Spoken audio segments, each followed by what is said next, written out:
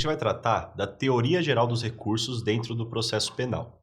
Primeira coisa que é importante a gente entender antes de começar a tratar especificamente disso é que não é uma aula de recursos em espécie. Os recursos em espécie são estudados em outra aula.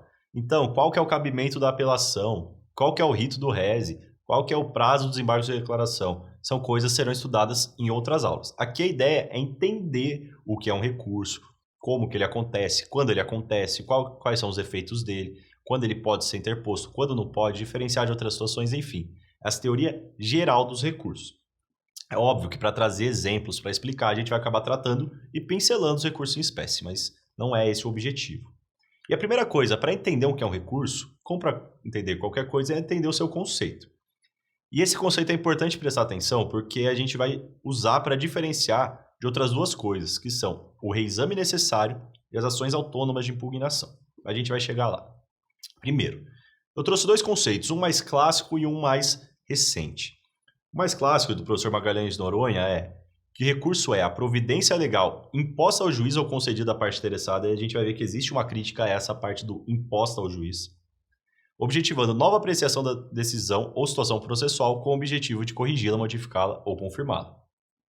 Já o professor Renato Brasileiro, repara que ele tira essa imposição do juiz, ele só traz a voluntariedade. Então ele fala, é um instrumento processual voluntário de impugnação de decisões judiciais, previsto em lei federal, utilizado antes da preclusão e na mesma relação jurídica processual. Esse trecho da mesma relação jurídica processual exatamente para diferenciar das ações autônomas de impugnação, objetivando a reforma, a validação, a integração ou esclarecimento da decisão impugnada. Então, o que eu quero que a gente entenda aqui nesse primeiro momento? Há uma decisão judicial. O juiz decidiu alguma coisa dentro do processo penal.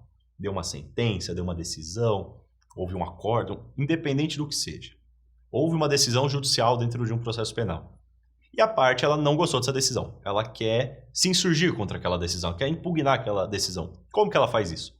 O que vem na nossa cabeça são os recursos e não está errado. Se você respondeu o recurso, você acertou, só foi incompleta a resposta.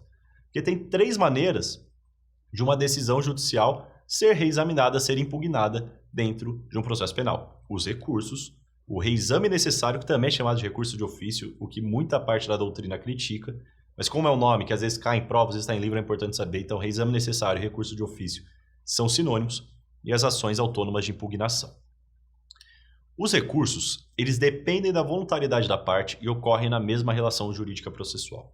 Então, tem um processo, houve a decisão. Para ter recurso, a parte tem que querer recorrer. Se a parte não quer recorrer, nenhuma das partes recorreu, transitou em julgado, aquela decisão morreu ali.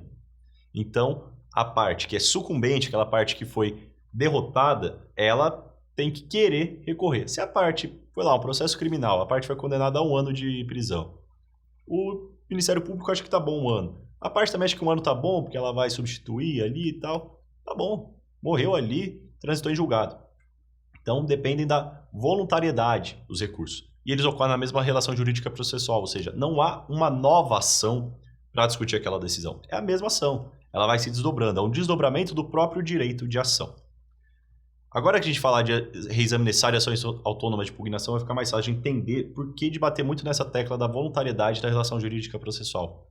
Porque o reexame necessário, ele é uma imposição legal ao juiz, ou seja, independe da voluntariedade. Então, existem situações em que a lei vai dizer, juiz, se você decidiu esse tipo de questão, mesmo que a parte não recorra, ela tem que ser reexaminada, ela tem que ser apreciada pelo órgão ad quem. Então, órgão ad quem. Então, se o juiz ele concedeu um habeas corpus, se houve uma absolvição por crime contra a economia popular ou saúde pública, existem algumas outras poucas situações, ele é bem raro no processo penal, mas não é a parte que escolhe, há uma imposição legal. E por isso a crítica àquele conceito original ali do professor Magalhães Noronha, que é esse conceito que a doutrina mais clássica utiliza. A hora que ele fala, é a providência legal imposta ao juiz ou concedida à parte interessada, muita gente diz, na verdade ele está falando aqui do reexame necessário primeiro, do recurso de ofício, e depois, do efado concedido à parte interessada, do recurso propriamente dito. E até por isso que alguns chamam de recurso de ofício, porque o próprio juiz faz. E ele ocorre na mesma relação jurídica processual, ou seja, é o mesmo processo. Já nessas ações autônomas de impugnação, há um novo processo em que a parte vai discutir uma outra ação, uma outra decisão. Então, eles são basicamente o habeas corpus, mandado de segurança e a revisão criminal.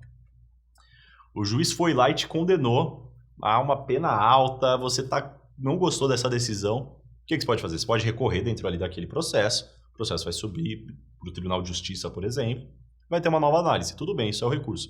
Mas você também pode entrar com uma nova ação chamada habeas corpus, que é uma ação que já vai ser processada diretamente no tribunal, para questionar. E aquela ação tem como fundamento questionar aquela decisão judicial.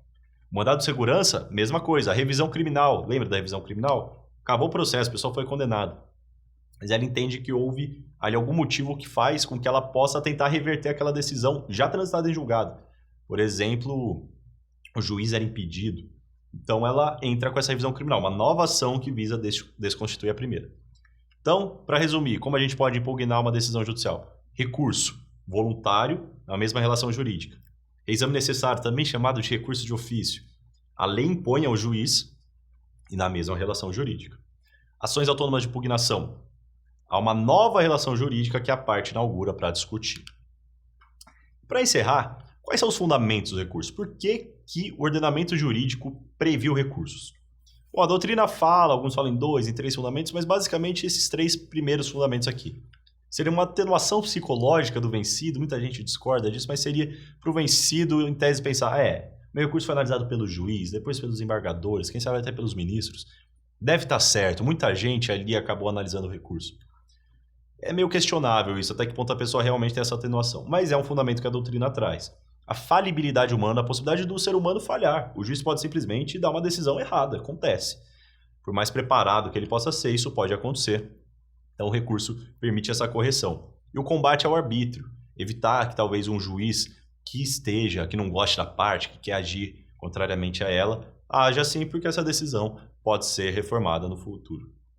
E também existe fundamento constitucional, que faz com que a gente olhe a Constituição e pense, a Constituição prevê os recursos.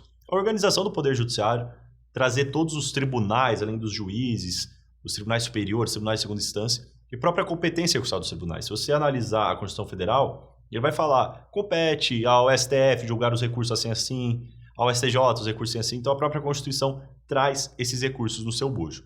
Por isso a gente encerra essa primeira aula da Teoria Geral dos Recursos, a questão mais genérica, e a gente volta na próxima.